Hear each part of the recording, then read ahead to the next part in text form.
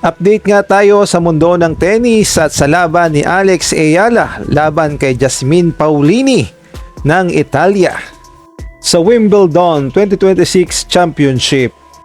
Mga kabayral, natapos man ang makasaysayang kampanya ni Alex Ayala sa Wimbledon 2026. Isang bagay ang malinaw, hindi siya natalo ng basta-basta. Ipinakita niya ang kaya niyang makipagsabayan sa pinakamahuhusay na manlalaro sa mundo. Sa round of 16 ng Wimbledon, hinarap ni Alex ang Italianang si Jasmine Paolini. Nauwi ang laban sa 3 sets kung saan nanaig si Paolini sa score na 4-6, 6-4 at 6-3. Napakaganda ng naging simula ni Alex Ayala. Nakuha niya ang unang set sa 6-4 at nagbigay ito ng pag-asa sa lahat ng Pilipinong sumusuporta sa kanya.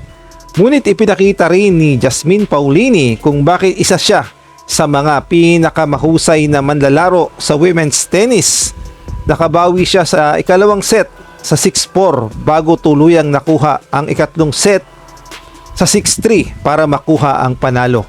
Bagamat nagtapos ang laban sa pagkatalo ni Alex, napakalaki pa rin ng kanyang naabot. Ang pagpasok sa round of 16 ng Wimbledon ay isa ng napakalaking tagumpay at patunay na kaya ng isang Pilipino na makipagsabayan sa pinakamatataas na antas ng tennis. Sa buong torneo, ipinakita ni Alex ang kanyang tibay, determinasyon at husay. Marami siyang napabilib na tennis fans at eksperto mula sa iba't ibang bansa. Hindi man ito ang naging ending na inaasam-asam natin, masasabi nating taas noo pa rin ang Pilipinas. Bata pa si Alex Ayala at marami pang Grand Slam tournaments ang kanyang lalahukan. Sigurado akong ito ay simula pa lamang ng mas marami pang tagumpay para sa kanya. Maraming salamat Alex Ayala, ipinagmamalaki ka ng buong Pilipinas.